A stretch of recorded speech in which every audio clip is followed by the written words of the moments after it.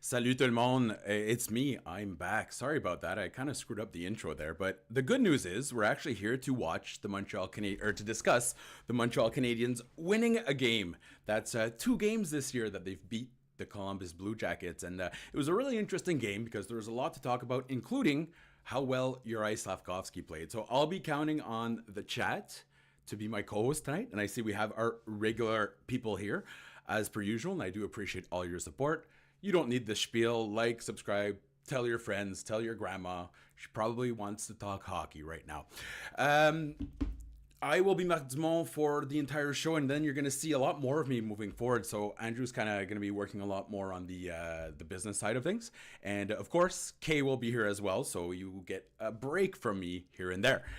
Tonight, I thought the Montreal Canadiens had one of their most consistent performances, and when you discuss the Habs, consistency is really, the basis of all issues.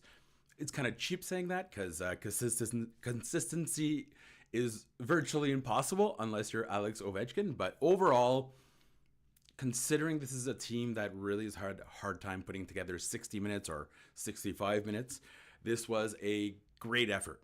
I'd almost argue that it was a better effort than the last game against Columbus because, they controlled more of the chances. But either way, it was fantastic and it was fun. So first of all, hi Claire. I don't know if you're in the chat, but I gotta say my hi Claire. And one of the first things that we should note that Frédéric Ouellet is saying 7 wins in a row against Columbus, which is kind of crazy when you think about it. I guess they don't play that much, but it's not like they're San Jose where they play once every 3 years, right? So I don't know. Maybe you shouldn't have the a little quiet. Yeah, I can adjust that. I can adjust that just for you. There you go. But I don't want to be too loud there, Trizak. Sorry about that. Oh. All right, well, let me know if this is a little bit better.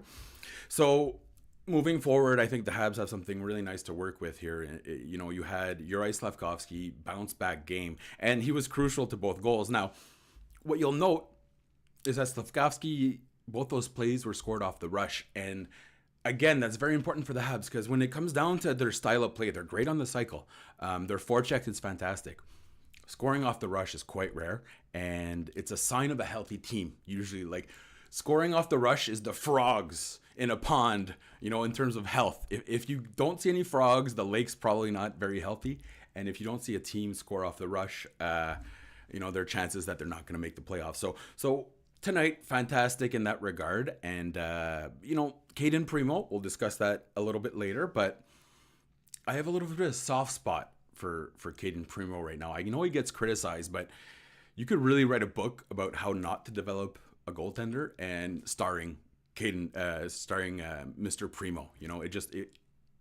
It was absolutely, they dropped the ball, and I know that he hasn't played well, but goalies need their regular ice time to do half decent, and Primeau plays, every 2 weeks, and he knows his GM and his coach doesn't have much trust in him, so it's a very difficult situation, and this goes back all the way to Laval. Like, Primeau's been put in these weird, unfortunate situations from the time Marc Bergevin promised them to be Carey Price's backup when he convinced them to leave Northeastern to now, right? So it's just been a bungling of Primeau's, really his potential, because en français, we'd say potentiel dans la poubelle. It's quite apparent that he's no longer going to develop into a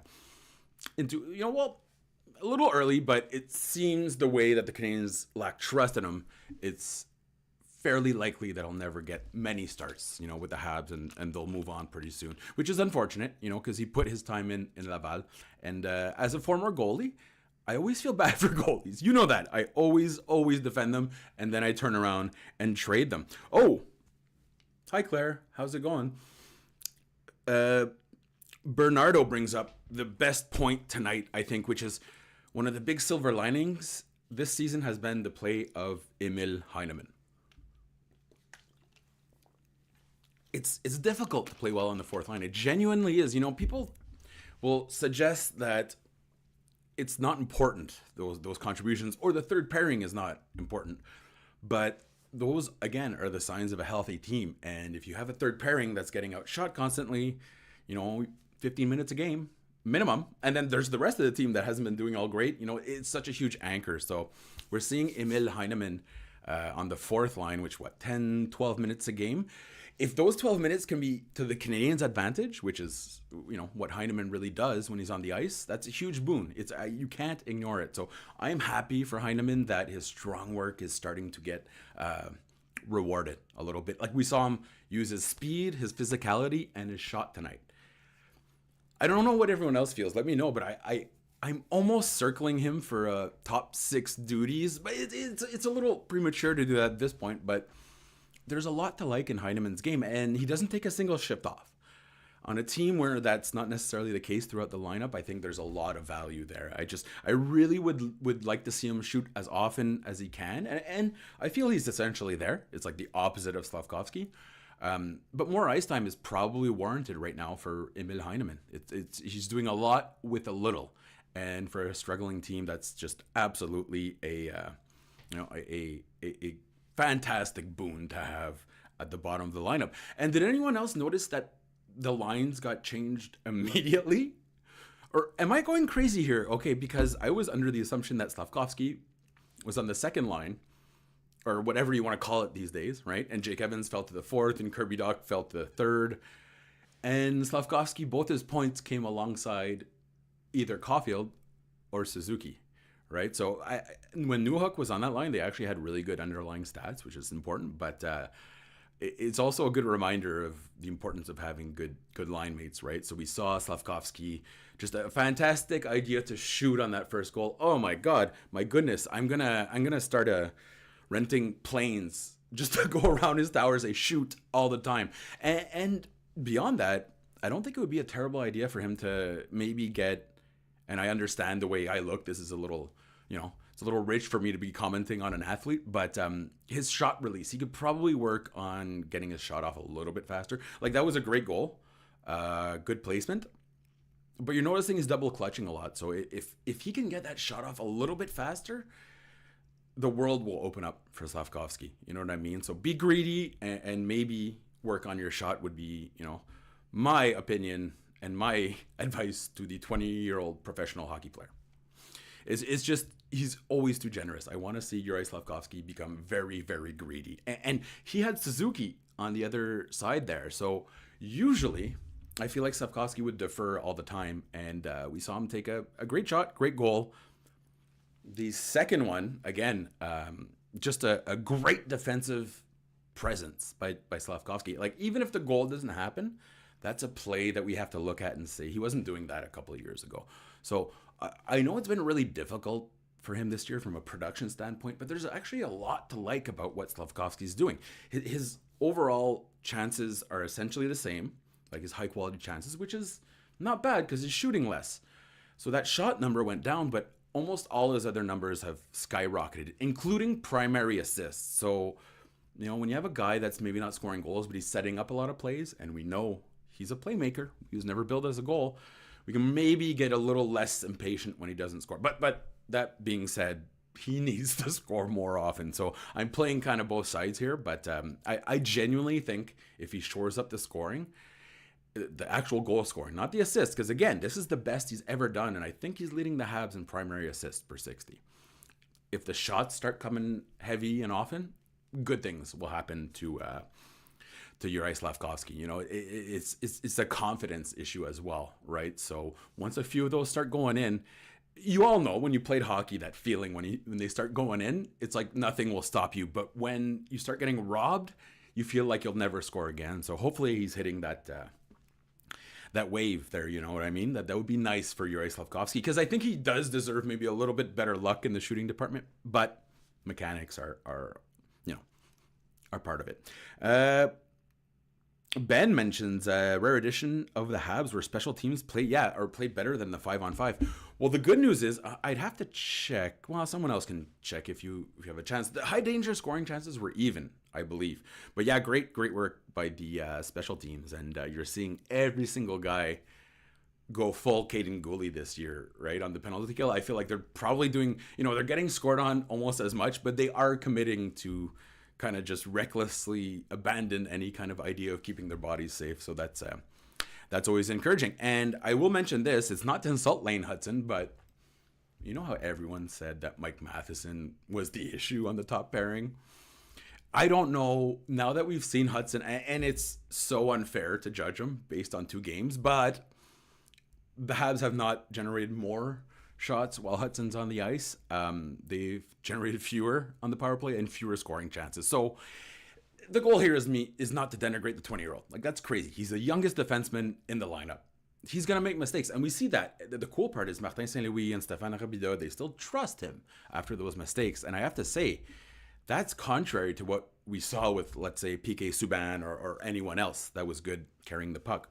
So I like the trust level, that's been put on there. But I would warn against throwing the baby out with the bathwater here, because Mike Matheson is still a very valuable player for the Montreal Canadiens. That being said, hey, the Habs picked up 3 points out of the last 4 without Matheson, so maybe that's a little sign that they're kind of getting over the veteran hump there, that some of the younger players are taking over.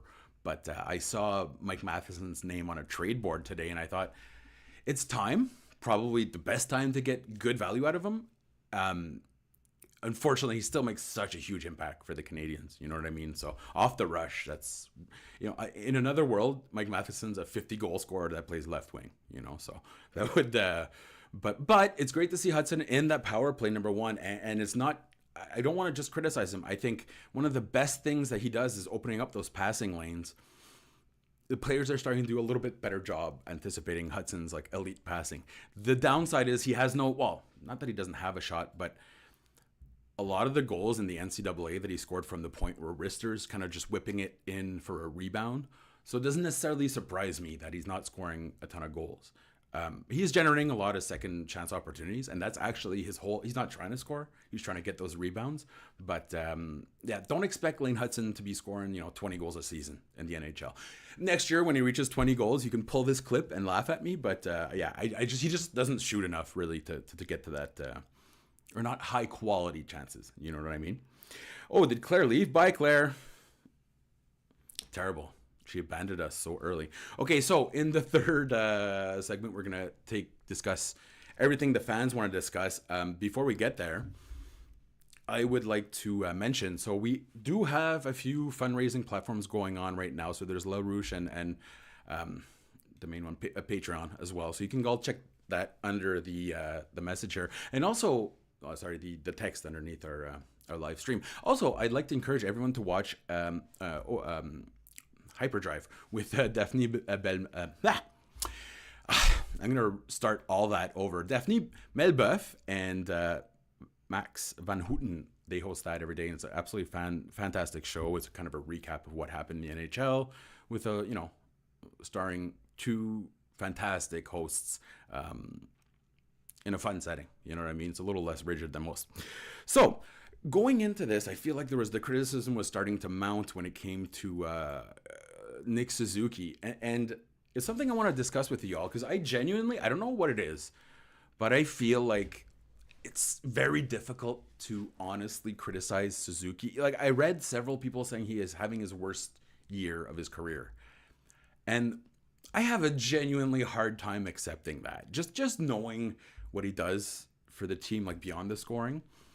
But today, at least, overtime goal, people will get off his back a little bit. I just really don't understand what more he could do than being a point per game player on a team that shoots less than almost any other team in the league. You know what I mean? Like, the tools aren't necessarily there for him to get over that hump. So it's always good to see him just his second overtime goal.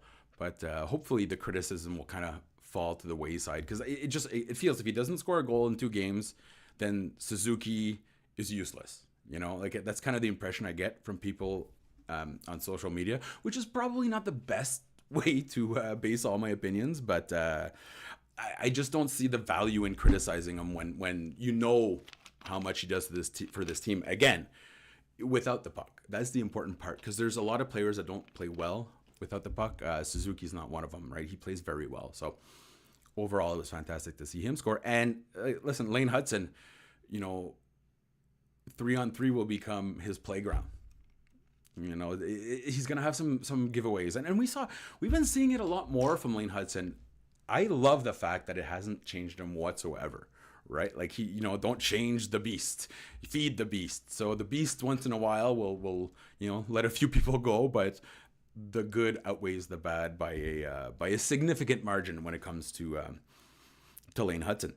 Okay, so Frederic mentions the Vorak change for coffee. Oh yeah, that was off the overtime, right? Okay, I thought you were talking about changing lines right off the beginning of the game, but yeah, that was one of the few times. Am I wrong though? I might be wrong, but it was one of the few times that the Vorak switch worked. I remember quite clearly it not working twice in a row and the Habs getting scored on. But yeah, if you can win the face-off and get Caulfield on there, best of both worlds, that's some good coaching. The issue is it's not always a guarantee, right? With Dvorak. So, we also need to discuss.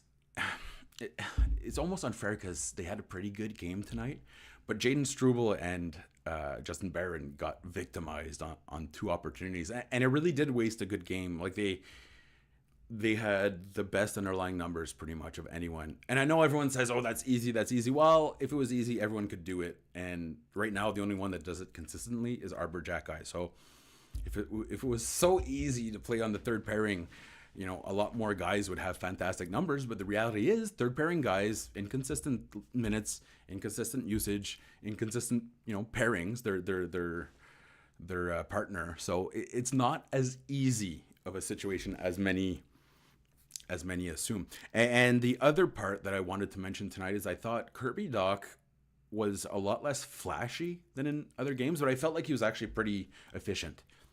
And that's really what Kirby Dach needs to do going forward. You know, we all get up on a Thursday and want to put our fancy pants on and go dancing, but at one point, you just kind of got to get things done, right? You got to, as BTO, the famous poets BTO once said, you got to be taking care of business. And tonight we saw him taking his shooting opportunities. Unfortunately, he's still aiming like right here on most goalies.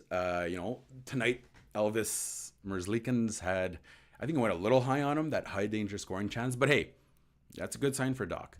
At the beginning of the year, we were seeing him dipsy and doodling and juking, and he was losing the puck a lot. So overall, a positive step for Kirby Dach, and his line held an advantage in shots, as far as I know. So the Trinka mentions Arbor Jackeye. Arbor Jackeye takes every single shot possible ever since. Do you remember? Was it last year or the year before? Either way, Martin Saint Louis at one point was like, "Why am I not getting goals from my power play?" From Arbor Jackeye, I'm pretty sure featured on like a few power plays for the Habs during his rookie year, and he told all the guys to shoot more. And Arbor Jackeye has taken that to heart. And I don't know if it's actually a skill getting shots through, but he does it with more regularity than most people. I mean, ideally you want Jackeye on your third pairing, but it's pretty interesting that he's on your second pairing right now, and they're doing quite well. You know, so maybe the reports of Jackeye's, you know, of how easily he's replaced were a little exaggerated, because I feel like he's done a really good job moving up in the lineup. And listen, he's still getting those ticky-tacky calls, but I feel like he's done actually a pretty good job with warranted calls. Like he's not making as many obvious infractions that lead to penalties. He's still, the referees do not like him, and that, you know, that kind of goes with the territory. But I think he's done a better job discipline-wise.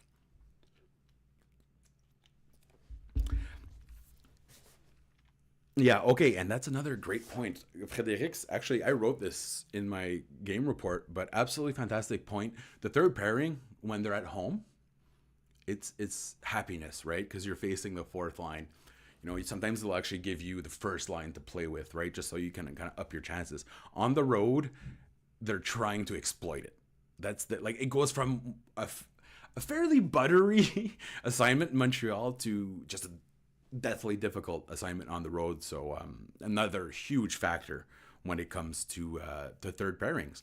And I feel like Justin Barron, if he would just focus up, man, there's a lot to like about Justin Barron. Like, you know, that goal that they scored and everyone was blaming Barron. First of all, Caulfield lost his guy, and that was a big part of it, but he was focused for 99% of the time. Like, he got so close. He was there.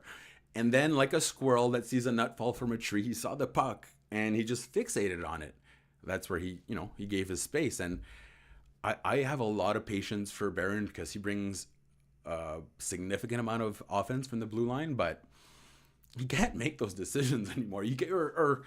That's rookie stuff. That's ball hockey stuff. You know what I mean? And even in ball hockey, we would have yelled at a guy for doing that. So it feels like one big misread sinks his value almost every game, and it's unfortunate because his numbers overall this year are actually quite good. Well, relatively speaking, his numbers have been good. Trinka mentions Galley is a great mentor for Arbor getting reputation calls.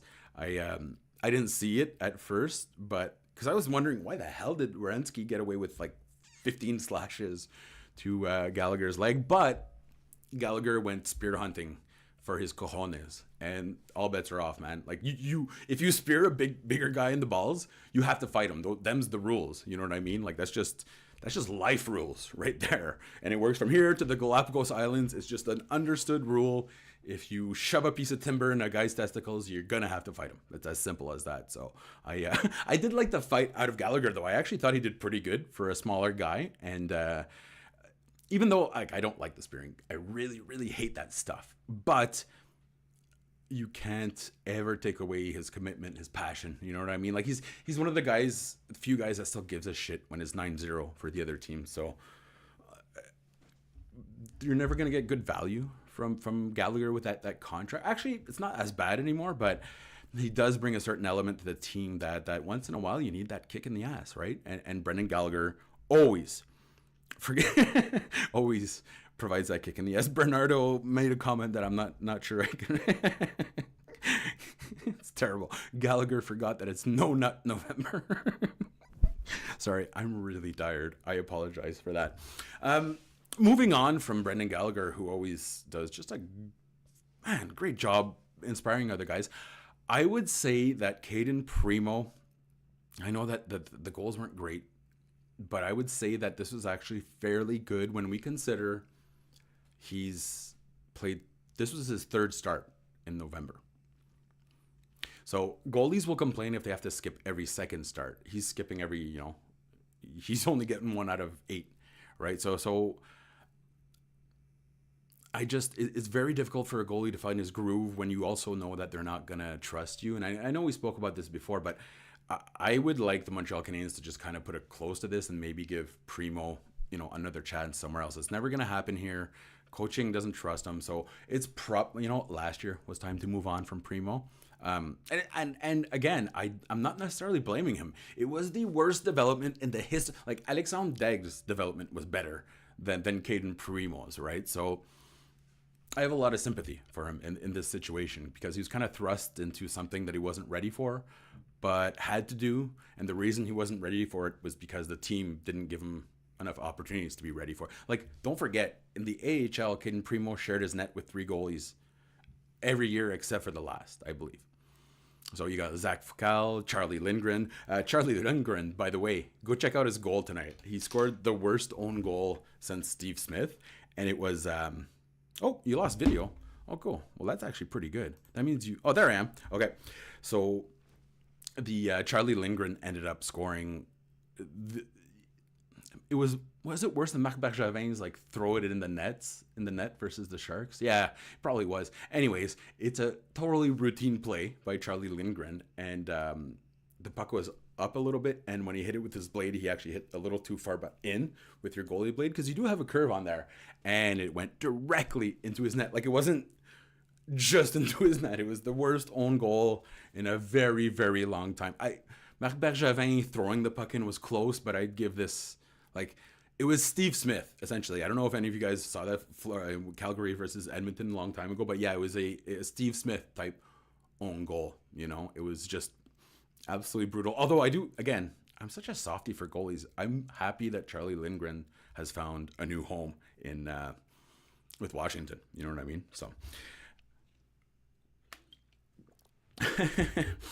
yeah, they're mentioning. You know what's crazy? Yeah, thanks, Ben and Thomas and Frederic. You should have the video now. I have not lost power once since this summer, and we're in NDG, and the little hamster that powers the whole area is dehydrated as hell. But hey, I actively complained, and I haven't, because we lost power for about 5 weeks one year, and that's unreasonable. One of them was a snowstorm. I went to go live at Andrews, actually, which is amazing to have a friend that'll just take me in like that. But we've been good since then. Now, in about 13 seconds, we're gonna lose power because I angried the power gods. But good on you, Hydro-Québec. You haven't lost power, and that's a huge upgrade for NDG. Steve. Oh yeah. Okay. Well, Steve mentioned Steven. Sorry. Larusic mentions Primeau will get more starts going forward. Yeah. Has anyone looked at the calendar? They have the most ridiculous stream of games, especially between Christmas and New Year's Eve. They're playing like they're doing away, and then Christmas Eve away, or sorry, New Year's Day. I believe it's 3 and 4 nights, including travel, and then they have to play immediately again. It's just some fugly stuff from the schedule maker. But yeah, hopefully Primeau will get a few more starts there, and I'd love for him because I keep mentioning he doesn't get run support. This year he's getting a little bit of run support. He's got to stop doing the Jake Allen thing and letting in the first goal. It wasn't his fault tonight, but it's just, you got to make that save, Kaden. And I have all the time in the world for your story, how rough it was, but he's got to make that first big save. And it feels like he rarely does, right? So once he gets dialed in, he's pretty darn good. And we saw him save the game there at the end. Odd man rush with a minute left. But man, it would be fun to see that first save. It changes everything. Playing behind the 8-ball is just so much more complicated. You know what I mean? It was just absolutely a tough thing to do for everyone. It's not just motivation, your energy. You're burning so much energy. So even though I do like or empathize with him or sympathize, I'm not sure which one means what. He has to be better to start games, at least. Once he finds his rhythm, it'll be all right. David mentions I will also be happy for Primeau when he finds a new home. It's at that point, right? Like I for those that don't know, Marc Bergevin promised Kaden Primeau the backup job when he convinced him to leave Northeastern. Like that's why Primeau left early, because he only played 2 years. At the time, he was the youngest player goalie to ever sign out of the NCAA, which, it's kind of worrisome. You're, how come, there's been a lot of good goalies there?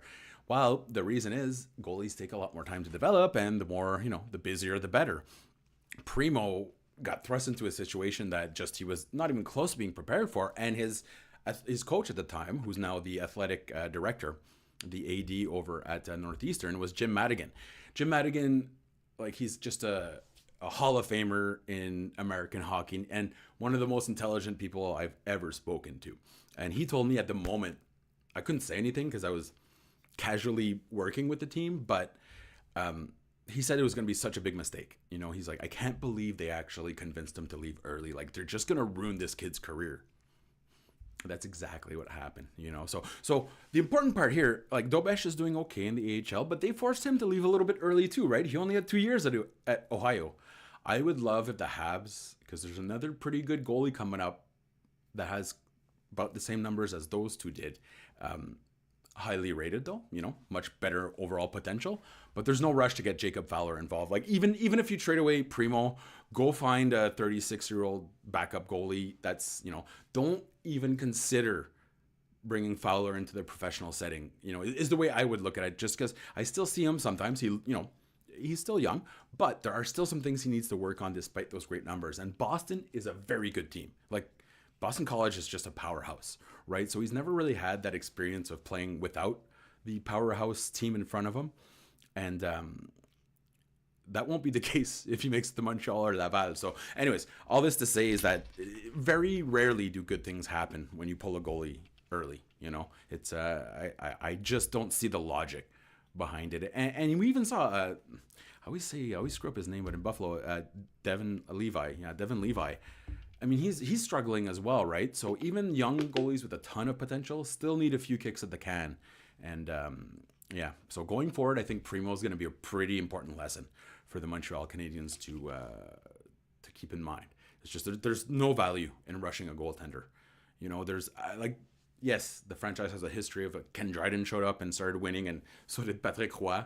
But those are the legends of yesteryear. That's not how hockey works anymore. So even the best goalies will have bad nights, and the longer they have time to kind of get used to it in the NCAA and then a couple of years in the AHL, the better it is. So I really hope the Habs don't push Fowler to come in anytime soon. A question here from Trinka. Anyone notice Roy in this game? The only time I did was when Doc took that shot. He had a pretty good high danger. He cut back into the slot and he kind of went around the left circle, and Roy was screening. He was actually doing a pretty darn good job screening, but it took him a little longer to shoot. So by the time Doc took his shot, he was out of frame. But no, I didn't, and I don't think I necessarily noticed much from him yesterday either. We do have to remember Joshua Roy runs hot and cold.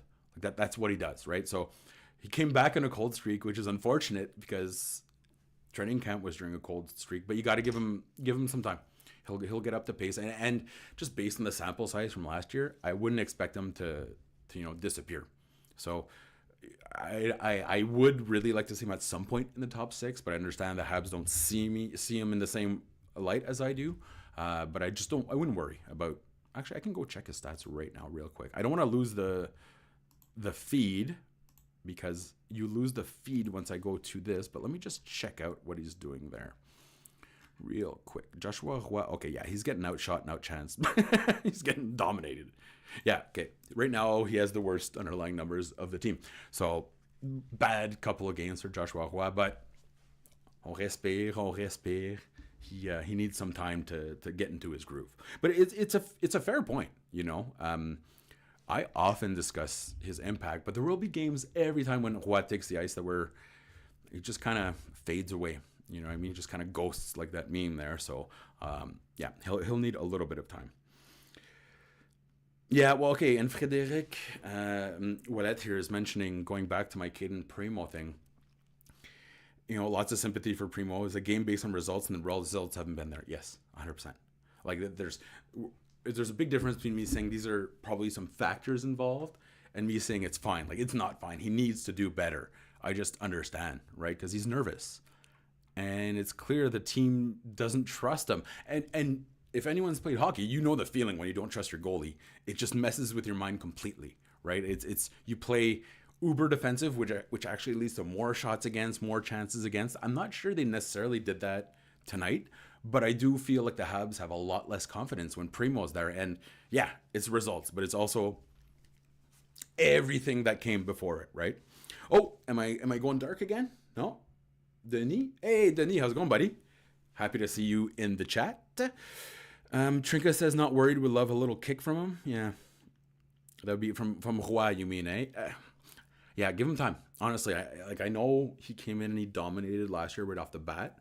He finished the season with I believe, I'm going to rattle some stats off. They're probably all going to be wrong, but close. But high danger individual chances. He was third production, so points per 60 and assists per 60, not goals per 60, but those two. He led the entire team. He led the team in high danger scoring chances, regular shot share.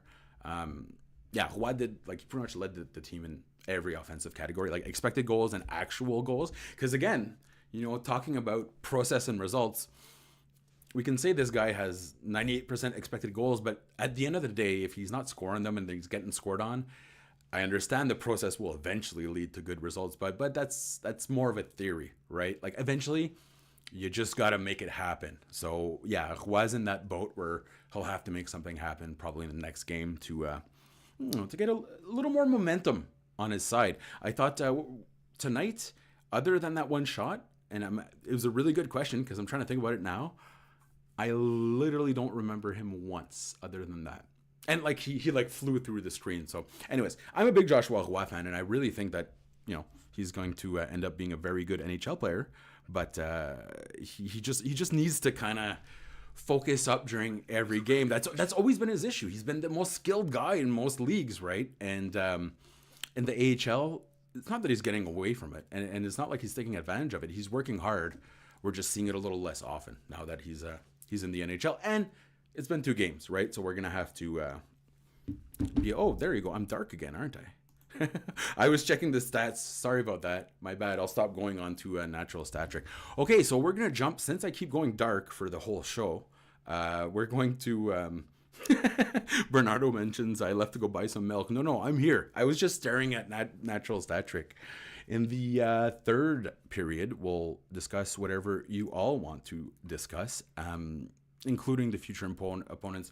Also, the fact that Mike Matheson was listed as one of the potential trade targets by Daily Faceoff today. Like it's never super accurate, and the board, a lot of it's just kind of hyping things up. But when you look at the situation, right, like Matheson's at that age where, and I defend him more than most. I really don't like how quickly people jump on him because, I mean, he's one of the few guys that's produced good points in the back end since Markov left, and he's one of the highest producers in the power play last year, this year as well. So, like, despite all the criticism, Mike Matheson plays just such an important role for this Habs, and he gobbles minutes, right? He's a minute gobbler. So, I don't know where you like. The Habs have so many young guys, but not too many that are really ready to take that big step up. I think Kaden Primeau is, even though he was put back on his right side, obviously, but. I don't know after that. Like, Lane Hutson is doing very well with a lot of ice time.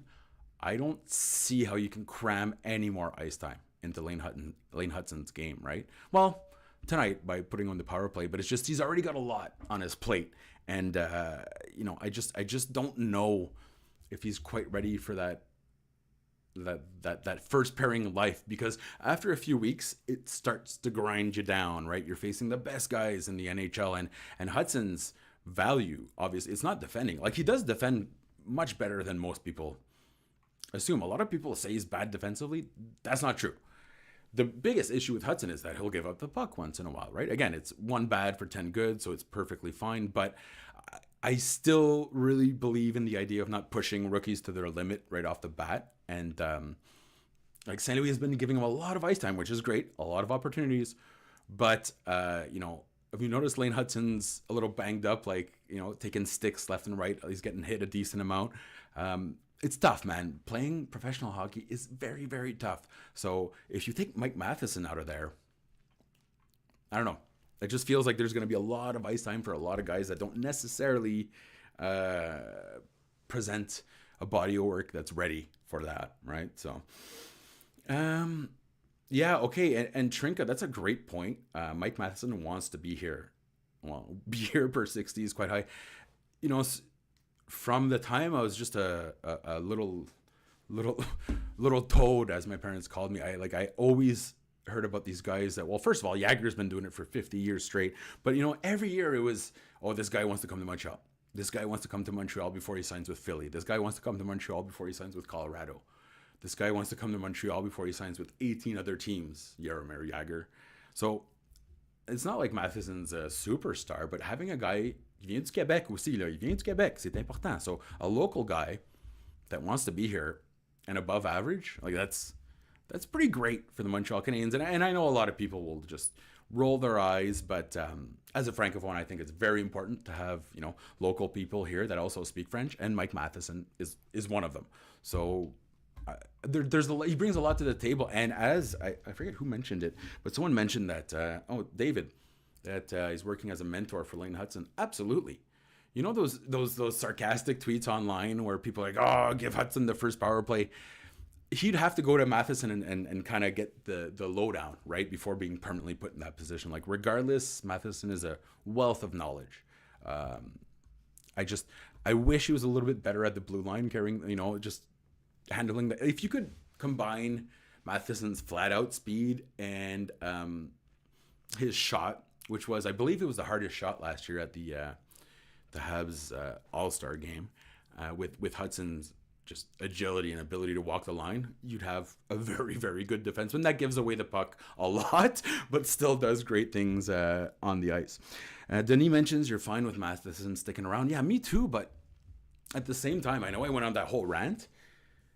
Like, if you can get like a good first rounder, which doesn't happen, does it? Unless another team gave it to him. But if you can get a healthy haul for Mike Matheson, you have to consider it. You have to, because he's at that age where, like, he's that cliff there, you don't know, like Thelma and Louise, he might be going off, or he might be riding up for a little bit, but eventually he will fly off that canyon into brutal uselessness, right, at one point. So you have to, and I don't mean to dog on Josh Anderson, but kind of the same situation, right? Everyone saw it coming. They said, hey, might be a good time to move him. And the Habs didn't move him. And sometimes, worrying too much about risk is the riskiest thing. So, like, the Habs worried that Anderson would suddenly find his game. Okay, that's great, but you're kind of overlooking the whole making your team better aspect of it, just for the fact that it might turn out sour for you down the road when there's a healthy odds that it won't, right? So you have to be brutal in business, but at the same time, you all brought up some good points, because especially the Montreal thing. Like, when's the last time the Habs had a good player from Montreal? I honestly can't. Like, from Montreal proper there, I can't remember. I really can't remember. I'm sure there's some. Well, the other part is that Montreal actually produces very few hockey players for our size. So, but hey, we're not going to get into how Quebec hockey is run, because we all know that's a bit of a flustercluck. So, yes, Trinko mentions, is this the year where Marc will be trading defensemen instead of goalies? Yes, absolutely.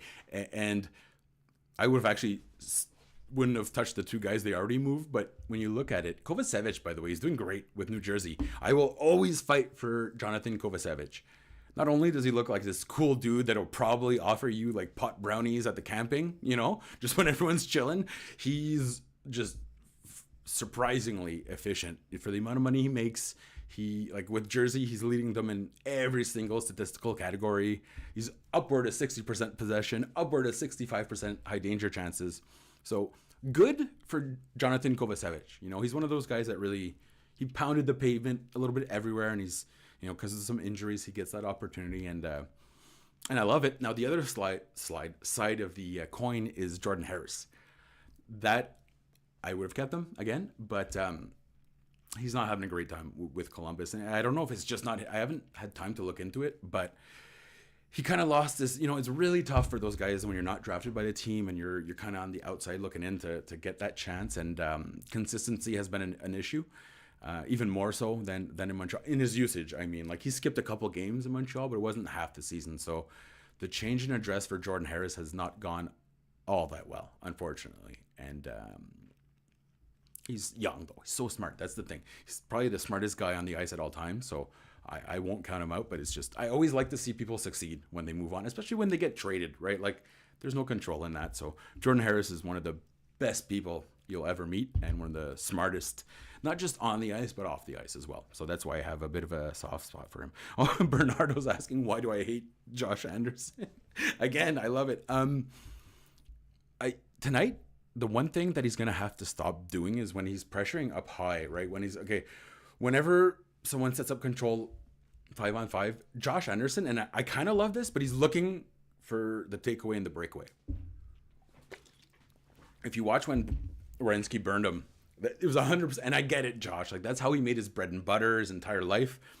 But it's just not something that's going to happen too often when you're facing Zach Werenski, right? He's fast, he's skilled, he's got great puck handling. So overall, I actually think Anderson's done more than fine this year relative to what we expect. And great work on the penalty kill. I'm not going to throw him any flowers, because, like, just, offering something is better than offering nothing. But I'd like to see him be a little more tentative when he's defending in the, especially up high. Every single winger wants that. You poke the puck out and you go on that breakaway. It's almost similar to what Slafkovsky did tonight before he set up Caulfield, except for it took two players. But just to hold back a little bit. Other than that, hey, listen, he's at 4 or 5 goals. He had 8 goals last year. So he's scoring at twice the pace that he did last year, because that was 8 goals in 80 games. So now 4 goals in 20. Yeah, so he's scoring much more than he was last year. We have a trade here offer Matheson for Le Temps. No, absolutely not. It's funny because I look at those contracts, a lot of them, and what Kent Hughes got for a lot of people wasn't great. Like, it's hard to criticize Le Temps, man. He's done so much and he's gone through a lot. But I will say this, Kent Hughes, I'm pretty sure he was with Cortex. I might be completely wrong here. But if you go around the league and you look at the contracts, like the Darnell Nurse's contracts, Kent Hughes got a lot of money for his clients, like a lot of money. And it's kind of funny because now it's hurting them on the back end. So we're gonna actually, yeah, David has a good point here, and we've been going on for a little bit. I think, hey, listen, we had fun. The Habs had fun. Juraj Slafkovsky bounced back. Kaden Primeau got a win, his first since the First World War, so that was very interesting. And we saw Martin St. Louis make some adjustments. So we didn't discuss him tonight, but Martin St. Louis hesitates often to make adjustments. Like he collects timeouts as if they're, he can trade them in at the end of the year, but he did much better, in my opinion. And even though I don't necessarily agree with the lines he put in, well, it doesn't matter because I'm not the coach. It's an adjustment, and we're seeing him make those a little more frequently. So that's great news. Like Martin St. Louis is still learning as well. If we, and Thomas mentions, we can't criticize MSL for giving Hutson too much exposure if we're going to criticize him for sheltering Slav and his, yeah, fair enough. Absolutely, fair enough. It's, I think the difference being that even though Hudson's still a rookie, he was very much a product that was ready to play in the NHL, whereas I will go to my grave saying this, keeping Slafkovsky in the NHL that first year was terrible. It was a dumb way to develop a player that you knew wasn't ready to play in the NHL. That being said, there's still plenty of time to, for him to get on the right track. He's young. That's the other part. He's 20 years old with 3 years experience, but 1.5 of those years were pretty bad, right? So I know a lot of people took victory laps when he scored his 20th goal last year. I think this is a good reminder that, again, not everything's linear, and that it's very possible that they hurt his development by keeping him in the NHL. At the same time, so many people would have criticized them. They would have gotten skewered if they sent him to the AHL. Kind of like actually Logan Cooley didn't. I might go black here 1 second. I'm gonna go check. Logan Cooley did one more year, right, in college. That's it. Either way, we're seeing a guy. Okay, yeah. So he went straight from the University of Minnesota. Okay, well, that was a terrible point. I can actually make that point that I was going to try to make. But tonight we saw Slafkovsky, who really, when you see him play like that bank pass to Caulfield was beautiful. The right shot. That's when you realize, like, man, this guy has all the tools. Once he gets the confidence going, and goals will help, there'll be so much good to look forward to, because again, this year he really improved on a lot of his facets. It's just the goals that was holding him back. Like he shoots less than a drunk toddler in a slingshot fight, but if he can get that going, like, there's going to be good things happening for Juraj Slafkovsky. And we saw him tonight back with Suzuki and Caulfield for both these points, right? So that was encouraging as well. Okay, don't forget to like and subscribe and all that fun stuff. And we're not seeing you. I was going to say we'll see you tomorrow. We'll see you at the next game that I absolutely can't remember who they're playing. And that's how much I pay attention. That's good. Tonight was a fantastic game with a lot of encouraging aspects, and hopefully the Montreal Canadiens will be able to build on that. Thank you, everybody, for participating in the chat. We always have our fantastic chat members right here. Andrew keeps putting my face up on these thumbnails, and I guarantee this is how we're losing viewers. Because my face on these thumbnails, like, look at that. Look at that big face there. Oh, terrible. And before we go, and this is a really good one as well, because Thomas threw in a really good fact that kind of derails my whole keeping him down in the AHL. Shane Wright, like, he's going to be just the most vanilla, like, middle lineup guy. But I think the real issue there was just, you don't anoint a guy at 14 if he's not that Sidney Crosby or that Connor McDavid, right? Like, his whole life, Shane Wright was told, man, you're going to be number one with a bullet. He got all the interviews. He got all the attention. And then it kind of fell apart at the end. And I understand why he was, like, bitter and staring at the Habs there. But I just don't think Shane Wright was ever that good to begin with. That's the big issue. I think he really ran off hype heading into the draft, because you watch him play and you're like, well, these are plays that'll work absolutely in the CHL. A lot of plays will work in the CHL. It's just, he was using his overall talent advantage, which he no longer has, and playing prime minutes, which he no longer has. So, Thomas, that was a very good point, you mentioning Shane Wright there, and I will absolutely accept that it's a fantastic counterpoint to my little Juraj Slafkovsky rant from earlier. And again, we won't be able to tell for just so long, right? Like, that's the other part. So, believe it or not, Guy Lafleur was criticized for his first 3 years. Now, I believe he had like 60 points his first year, but everyone is looking at Marcel Dion, which the Habs had a chance to draft, because don't forget, Sam Pollock did that crazy move with, I was going to say Seattle, but Oakland, and got the first round pick, which was going to be Guy Lafleur or Marcel Dion. And yeah, Guy Lafleur, the highest scoring Hab, was criticized for 3 years, right? Because he wasn't given enough. So it's always, man, there's going to be so many more chapters to this story that like I'm not too. I know a lot of people are bringing up Juraj Slafkovsky's contract next year, and I get it. Like that's going to be a lot of cheddar for a guy that's kind of on pace for 8 goals or whatever. But he has so much runway, like so much darn runway. And again, the counter, not just Thomas's counter, but the fact that he has that experience, which again, some of it was bad, but he can still build on that, right? So as long as the confidence is fine, Juraj Slafkovsky should be fine. And tonight was a fantastic example of him making plays in full confidence. He's a completely different player when he has it on, right? So if that consistency comes, man, Juraj Slafkovsky was just an absolutely fantastic hockey player. Yeah, as Bernardo mentions, we're going to close it out now. What I'm saying is that Juraj Slafkovsky is Guy Lafleur. That's it. He'll end up having an arena in Turso named after him. That's what Juraj Slafkovsky is going at. But believe it or not, Juraj Slafkovsky is still, for a third year in a row, the youngest guy in the Montreal Canadiens lineup. It's a little crazy when you think about it, right? So the best is yet to come, hopefully, in his case, as long as he shoots. Juraj, shoot. His mom sent him a text last year saying to shoot. I would blow up that. I'd print it and put it right above his locker room. Shoot, shoot, shoot. That's all he needs to do. You know, it's a little tougher when he's playing in front of the net as the body, but yeah, as long as he actually shoots, Juraj Slafkovsky will be in a pretty good situation because, you know, again, just looking at the goals is really doing him a disservice. And it's kind of lazy, I'll be honest. So many aspects of his game got better. I was surprised that he got kind of treated with the Kirby Dach punishment, if you will, because they're not even close to being in the same boat. You know what I mean? Slafkovsky at that time was third in team scoring before he got kind of demoted.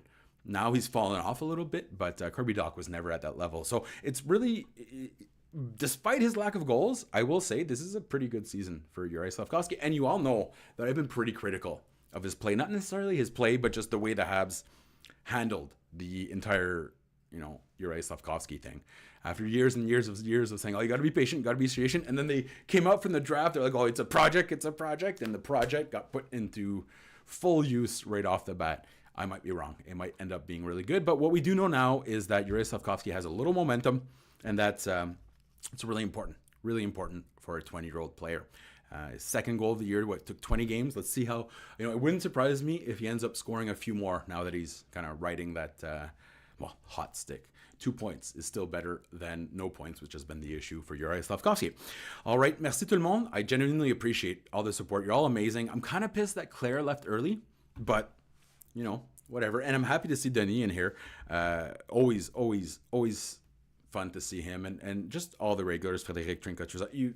You all know who you are. Bernardo keeps me on my toes about not liking Josh Anderson every time. But it really means a lot to us. And if you could like and subscribe and tell all your friends, that would be appreciated too.